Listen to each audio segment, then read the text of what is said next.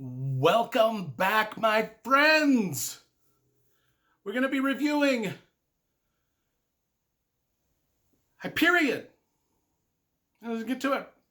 I'm Brian Durfee, author of The Forgetting Moon and The Blackest Heart, all published by Simon & Schuster's Saga Press. This video review is going to be of Dan Simmons' Hugo Award-winning science fiction novel, Hyperion. Now, if you recall, I did my 30 top science fiction novels of all time. There was about 5 or 6 novels I really wanted to include in that 30, but it wouldn't have been a top 30 list. That would have been, the top 36. And in that handful of books that were excluded off of my top 30 were Dan Simmons' Hyperion books. So this is the book 1 of the Hyperion Cantos. It goes to book 2, The Fall of Hyperion, book 3, Endymion, and book 4, The Rise of Endymion. And they all tie together. It's a series. They go from one to, you got to read them in order. They're not standalones. You won't be able to understand anything if you don't read them in order. And if memory serves, so I just read this about a month ago. But I read all these, 10, 15 years ago. If memory serves me correctly, I enjoyed these books a lot more than Hyperion, even though Hyperion is a good book. These are much more space opera-y in tone, starships, big space battles, that kind of thing. This one is more introspective, more sort of like philosophical in nature. So let's talk about it. And I'm going to do something here that I don't normally do in my videos. And it's because it's been about a month or two since I reread this. Like I said, I read it probably 18 years ago. Then I just reread it a couple months ago. I'm going to just, rather than describe it from memory, I'm going to just read the back copy. Because it does a good job of this is a hard book to describe. It's really hard. So I'm just going to read here. On the world called Hyperion, beyond the law of the hegemony of man, there waits the creature called the Shrike. There are those who worship it, there are those who fear it, and there are those who have vowed to destroy it. In the valley of the time tombs, where huge brooding structures move backward through time, the Shrike waits for them all. On the eve of Armageddon, with the entire galaxy at war, 7 pilgrims set forth on a final voyage to Hyperion, seeking the answers to the unsolved riddles of their lives.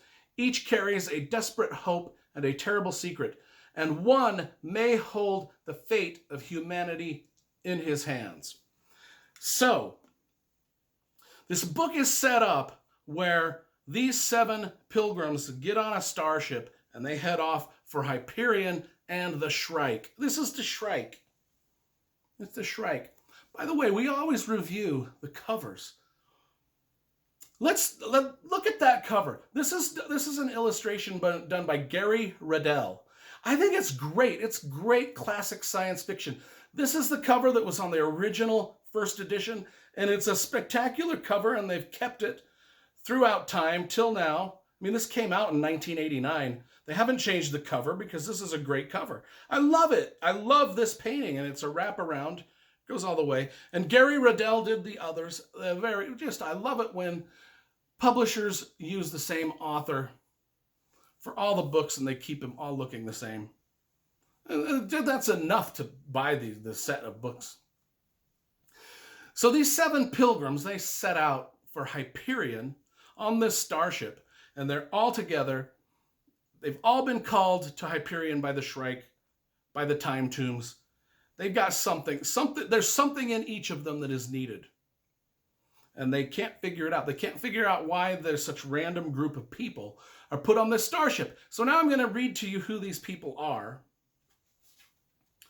So let's talk about the 7 that are on the starship, all right? So let me read again each. Let me give you a description from the book of who each 7 of these people are.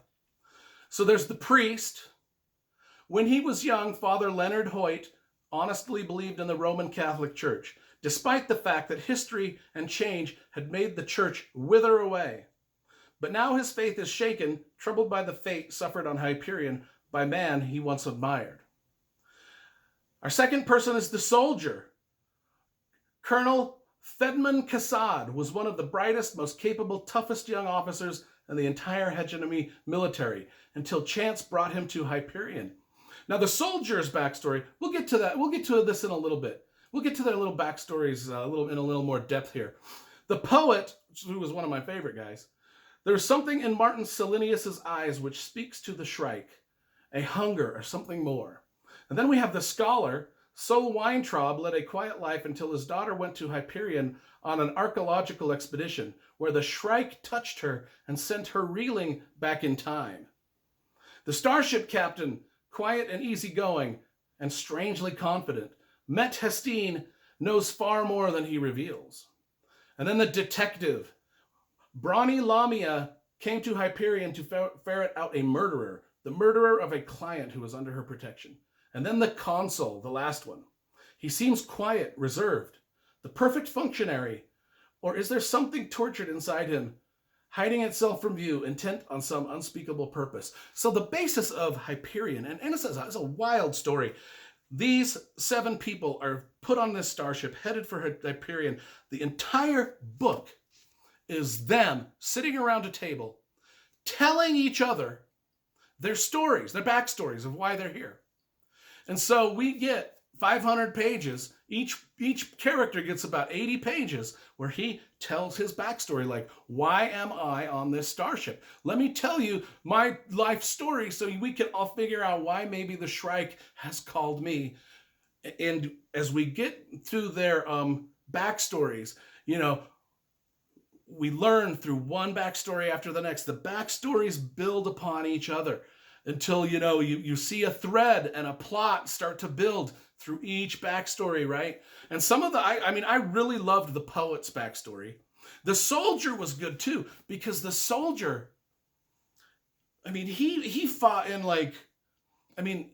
the wars and stuff are just crazy.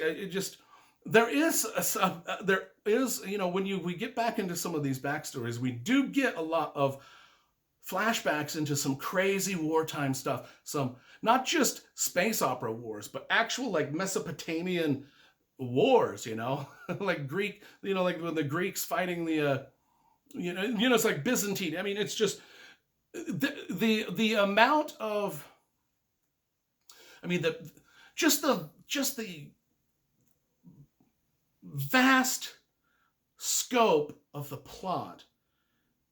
Because we're talking about time tombs, okay? The scope of the plot encompasses prehistoric Earth all the way up to things that are in the future of even this. It's just and these characters are all from different, almost like different points in time. And, but the whole book is just these guys on a ship sitting around a table telling each other their stories. And so it's a very, very odd setup for a science fiction novel.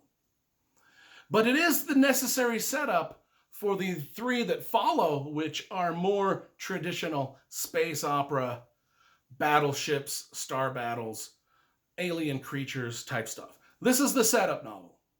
Won a Hugo Award. Like I said, basic plot, 7 people that don't know each other, on a spaceship, headed somewhere, telling each other their life story. That's Hyperion. Won the Hugo Award. It's very, very full of a lot of philosophy, full of a lot of religious philosophy, full of a lot of war philosophy. They philosophize. They said it is a thinking man science fiction book.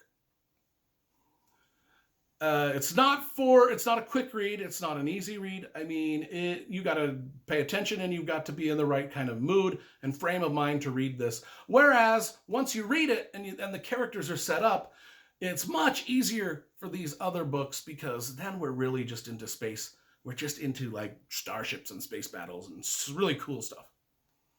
But you got to read this one first. And I think it's the weakest of the 3, but still a pretty solid science fiction novel. I love everything Dan Simmons does. I got every book Dan Simmons has written upstairs in my library. He's probably most famous for The Terror, and then probably Hyperion. He's done some great horror novels. We'll review all of them eventually. But I wanted to start with Hyperion. I read it a couple months ago. I wanted to get a review out of it before my ideas flittered away. I give Hyperion, like I said, it did not make my top 30 science fiction. It didn't. And it was there. It was like 31st, maybe 33rd. It was up there. I give this about a 7.5 out of 10, whereas I would give these 8s and 9s probably. But we'll review those, that I want to reread them to just see what I actually really do think of them. I remember I enjoyed them a lot, though, when I first read them a long time ago. So let's give Hyperion a 7.5 out of 10. It's a great starting point for the rest of the series. And I hope I described it adequately. I mean, it's probably the toughest sci-fi novel to like wrap your mind around. Really, it really is.